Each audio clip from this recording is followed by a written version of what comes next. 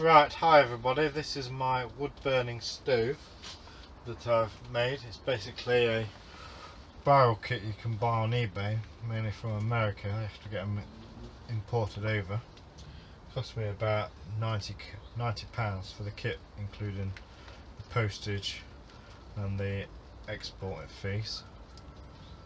I had a stove in here before, but it just basically warmed up the air in here and didn't really work too well. It'd warm it up, but then at night it'd get cold again, and for germinating seeds, which I want to do in this polytunnel, in this area, it didn't really work very well. So I came up with the idea, if I encased it with sand all the way around it, it would hold more heat. And I tried doing that, and release the heat slowly. I tried doing that with the other one, but it just didn't work very well. So this one, I've made it so I can sit the seed trays on top, and it releases the heat slowly over the day and night. Now, before I light this stove up, I just want to show you how I've made it inside and what I've done inside to adapt it to store more heat.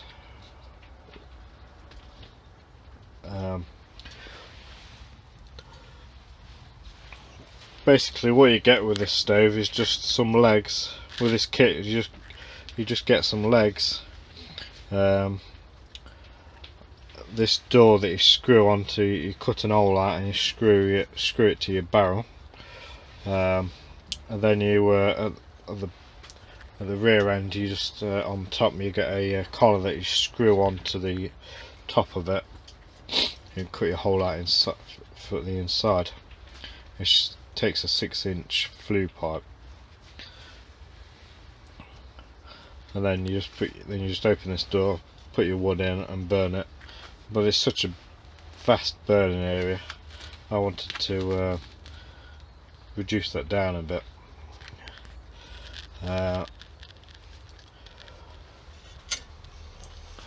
Now on the side of it I've just added some mixed clay and sand with vermiculite, which is an insulating material for high temperatures.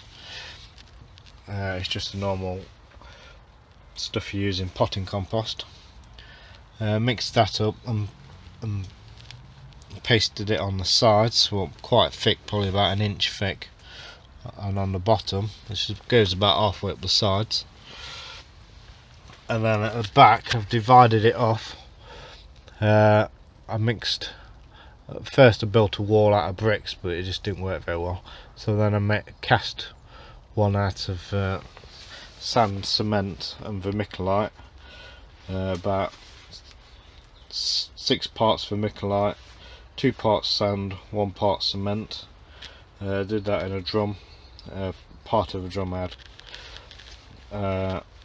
so it's the same size as this inside, and that built that in set that in like bricks, and then I built that up at the back, cemented it together, and then I cut this piece of steel out and put that in as well to help it stop eroding it away. And then at the back, you can't really see it very well, but there's the flue pipe comes down. It's a smaller flue pipe, it's a 5-inch flue pipe, comes down, and at the bottom I've got it sort of a V cut out, so it takes the colder gases and the hotter gases remain in the stove, and that way it releases more of the hot gases, cool down and heat up this all this brick and sand and infill that I put around it.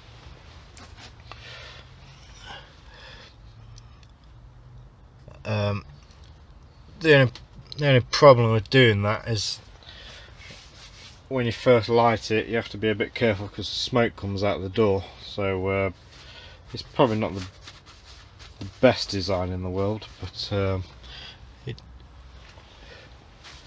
it means that all the hot gases aren't going straight up the chimney.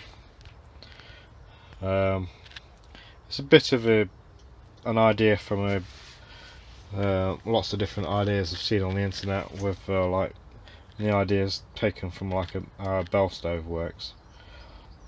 And I've tried to make the burn area as insulated as I can, so I get this up to a hot temperature. Now this stove, when it's up to full operating temperature, gets right up to about 300 centigrade on these cheap little magnetic thermometers I've brought.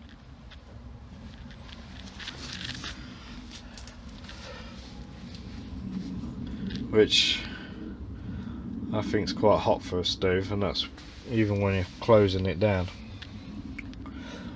But the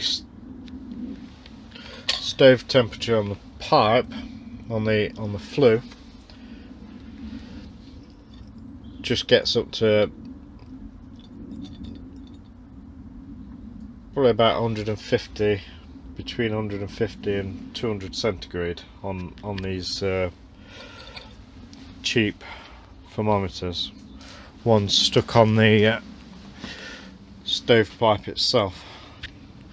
Incidentally, I've put some insulation around, some fireproof insulation, actually ceramic insulation, around the flue pipe here, and then wrapped it with tin foil.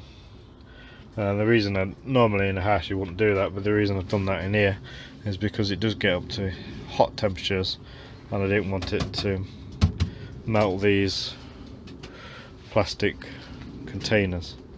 Now the hottest it gets on the top of here is about 30 centigrade, which is ideal for these plants. At the moment this wasn't lit. This was lit last night, probably about 9 o'clock, and it burns for about an hour, and then it wasn't lit all. It hasn't been lit since then. And normally I'll be at work during the day. I've got a few days off at the moment. It wouldn't get lit during the day at all. It would be in the evening again when it gets lit again. It normally burns for about a couple of hours and then goes out. This tends to retain its heat for quite a long time, staying at roughly just over 20 centigrade, sitting on the top there. I've got a thermometer in there that a few minutes ago I checked that, and it was reading about 23 centigrade. These seed trays here I've got, these are some propagators I've made, and they're actually hooked up to electric. It's all off grid down here. This is an allotment, so there's no electricity, mains electricity. It all runs off solar panels. So the main reason I wanted to build this is because during the winter there isn't a lot of electric to keep these available in the batteries, to keep these up to 20 odd centigrade, 20-30 centigrade, which you need to be to germinate in seedlings. Even if you just have one of these at that temperature, it will just drain your batteries in no time. So with this setup, it utilizes both the solar energy charging the batteries and the heat from burning wood. I'll just come outside here to show you the outside. I've insulated the stovepipe all the way up, virtually up to the top.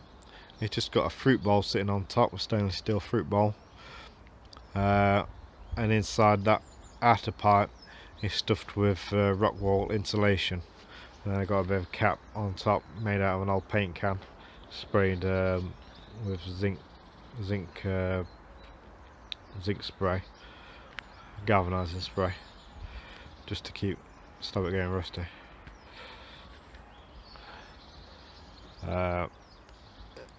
It's all very crude, but if I was to buy the proper insulated flue pipe, it would just cost an absolute fortune, so this is just a cheaper way of doing it.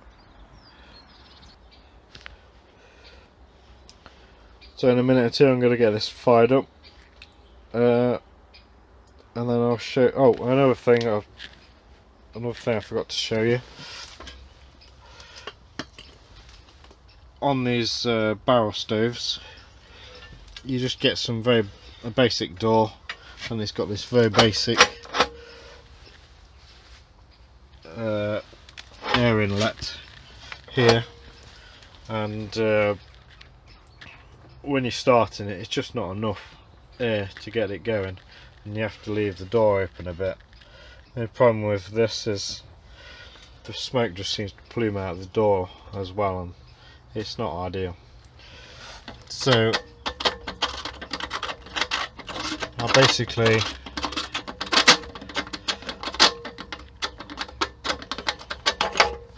got this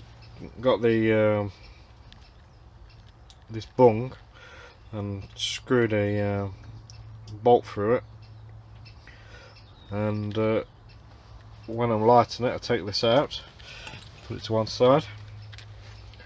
I just put a bit of this metal bracket in here to keep the ashes away from it, and then I just let in loads of air, and once it's up to temperature I screw that back in, and away we go. Then we can just operate the stove on its air inlet at the front here.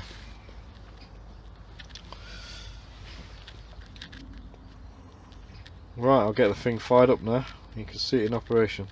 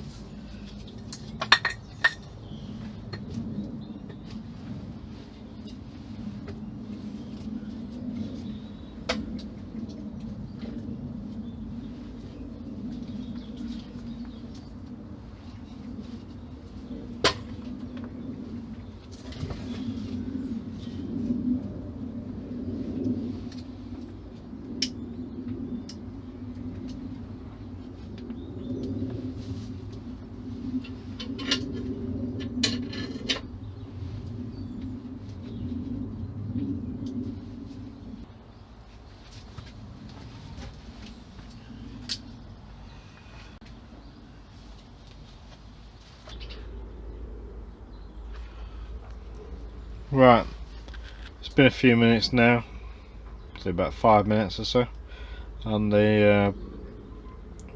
since I lit it, and the stove is just starting to warm up now.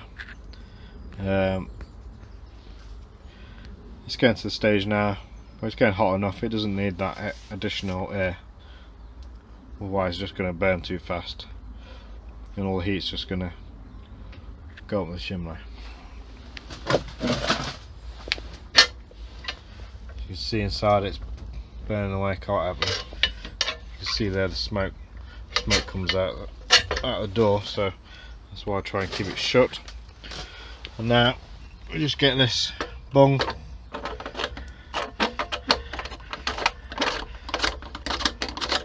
and wind it in.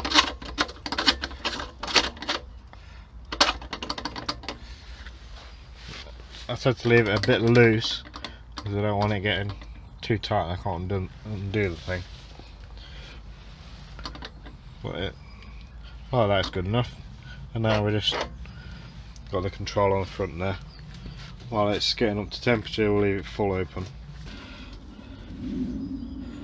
Right, on the thermometer at the moment, it's, I don't know if you can see that, but it's reading about 100 centigrade, about 200 Fahrenheit.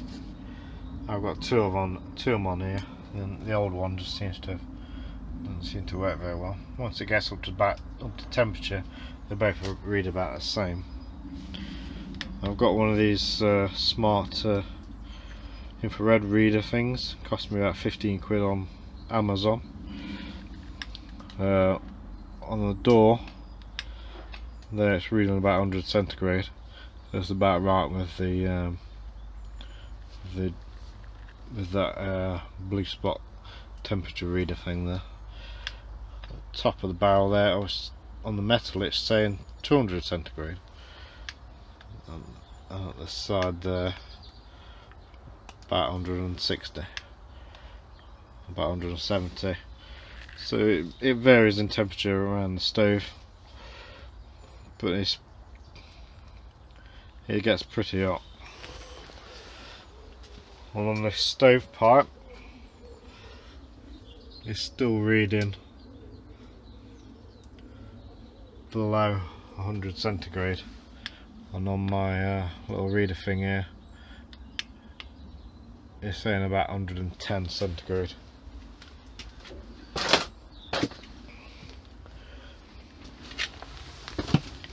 I don't know how accurate these things are, but they seem fairly accurate. Again, I don't know how accurate them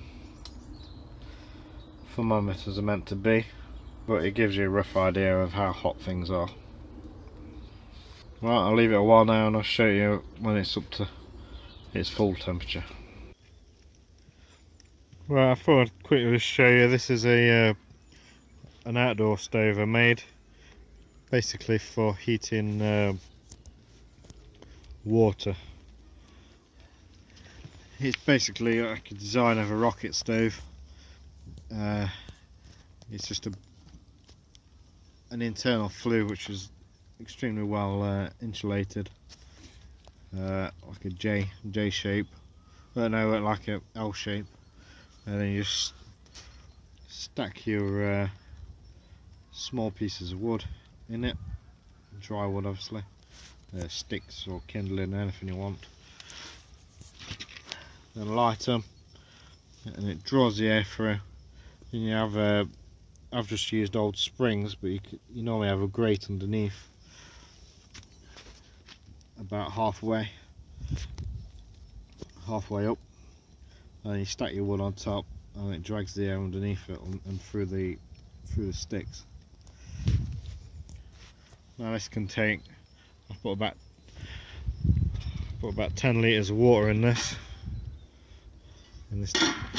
pan at the top, and then I've got this old paint can to make a skirt so the fumes go around it and the hot gases go around it and heat up the stove, heat up the water. This water is just basically for in winter when the chicken's water gets freezing. I can pour some hot water on it and defrost it.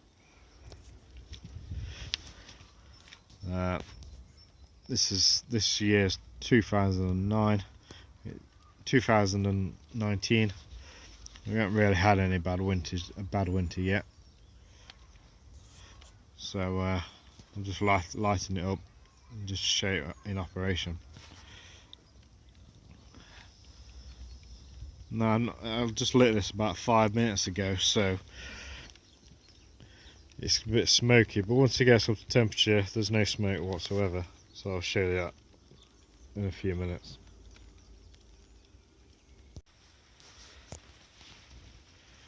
Right, back to the heater again inside the polytunnel. It's now up to operational temperature.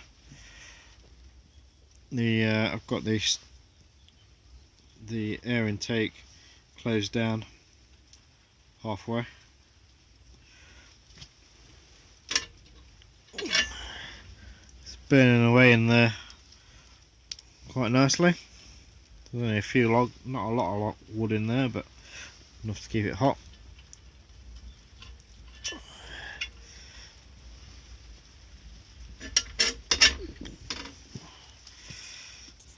I think it gets quite hot.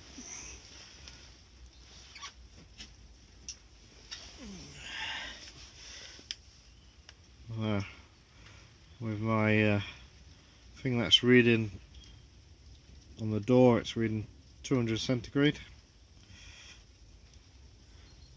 Again, that thing at the top there, it's lagging behind a bit, it's reading approaching 200 centigrade on that thing, and on my thing it says 260, about 250 on that side.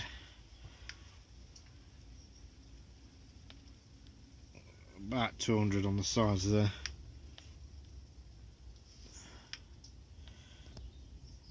And about 90, about 120 at the bottom. On the sides it's only 17 centigrade. That's on the outer side, 13 there, 18 there. So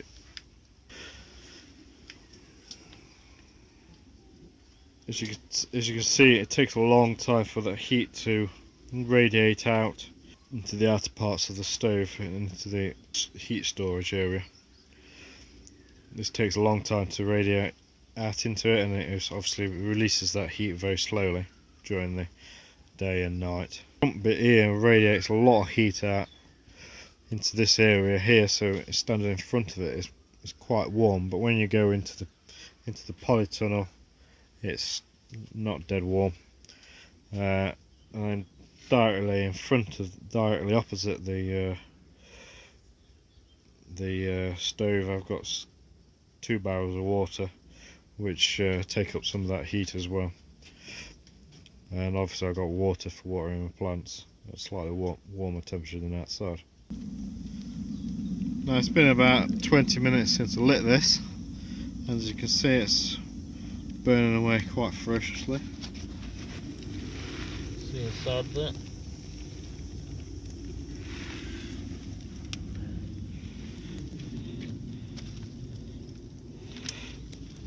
I'm just going to put some more wood in this in a minute or two. And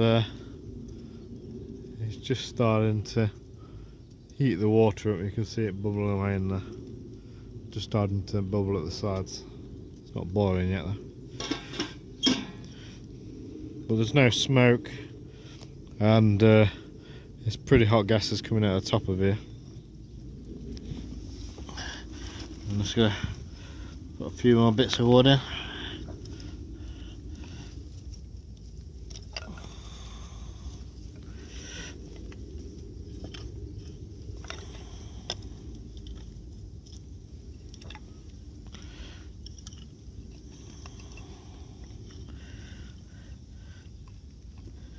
In this design of heater, it's best to use small bits of wood because they burn much faster. Big chunks don't really burn as well. Right, I'll show you when it's actually boiling.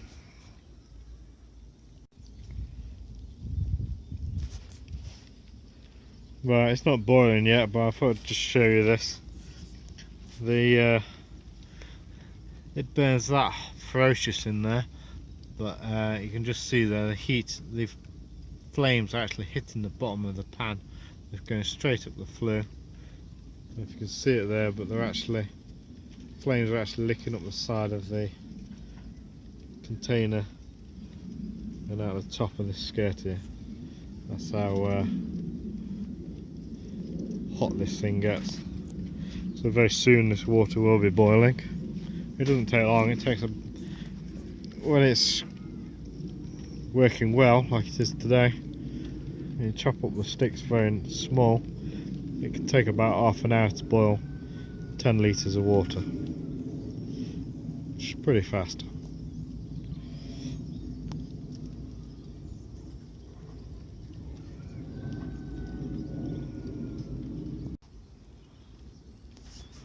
Right, it's about half an hour since I lit this. A few minutes ago I stuck some extra sticks in there. I showed you it burning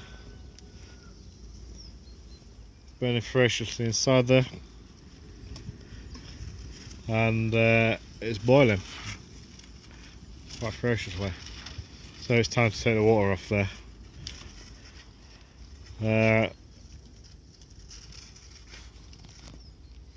I'm gonna have to stop it now because I can't hold the camera and take that water off there at the same time. So I'll show you it.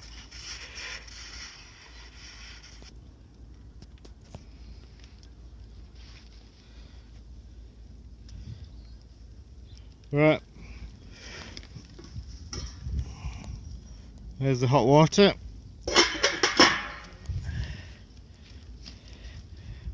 And the fire is still burning away. Very hot, extremely hot. Right, I can go and pour that water now into the chicken's container. Basically I've got a big barrel of water. I've got insulation around it, and then that feeds some water nipples which are also insulated, which the chickens drink water out of. But I try and add some hot water to it to keep it warm, stop it from freezing up. So that's why I made this. Right, just a quick recap on the stove. I've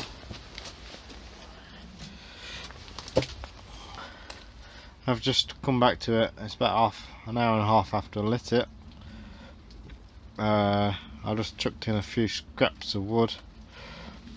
I'll come back to it 10 minutes later, and as I said earlier, it gets red hot. It's up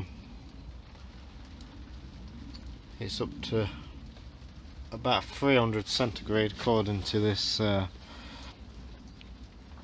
thermometer, magnetic thermometer. It just sticks onto the side of the stove, and with this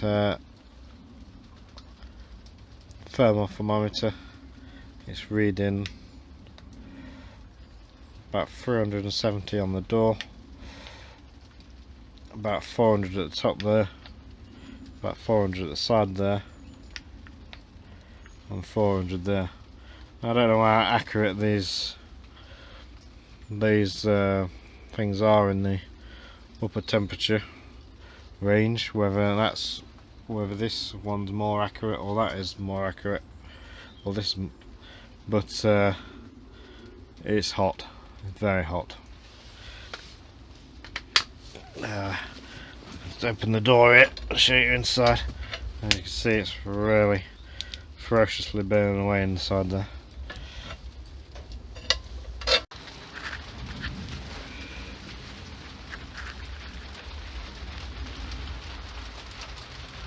I'll just show you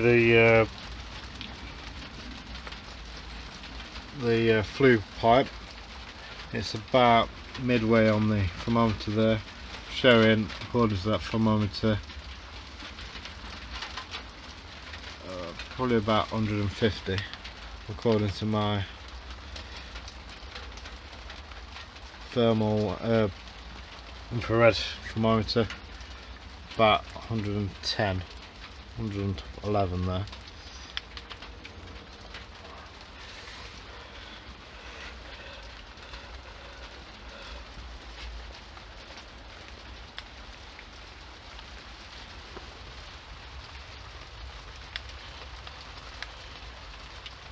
So you can see there's a vast difference between the stove temperature and the flue temperature there.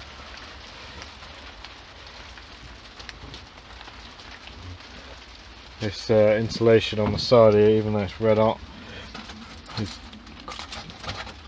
is cool to touch. It's not even hot. If I were to touch that bit at the top there, it'd be red hot.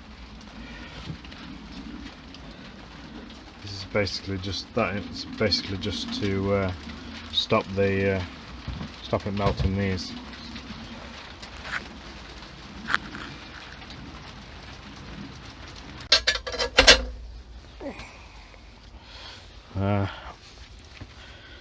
It's probably time I locked the thing down a little bit.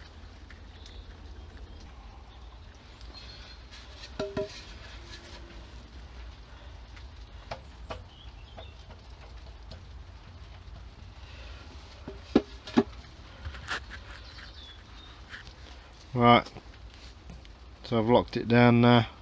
It's just open a tiny bit, and that'll stay hot probably for about another hour or so.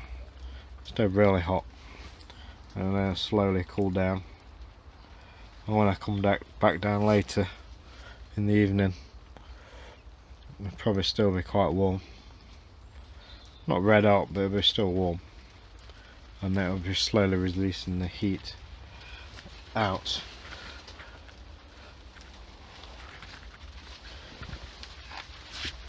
I'll show you the temperature. The side here.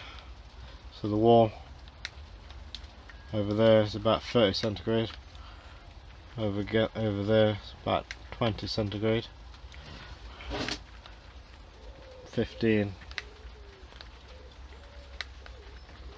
Again 15 on the top there, 35,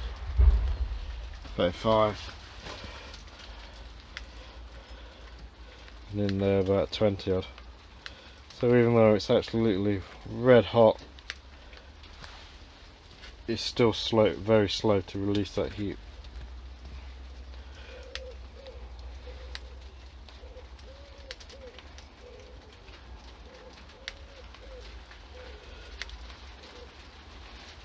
Right, thank you for watching my video. Hope you've enjoyed it. This is just like I've said before, this is just a basic heater, just for heating this polytunnel and giving a bit of heat for my seedlings in winter.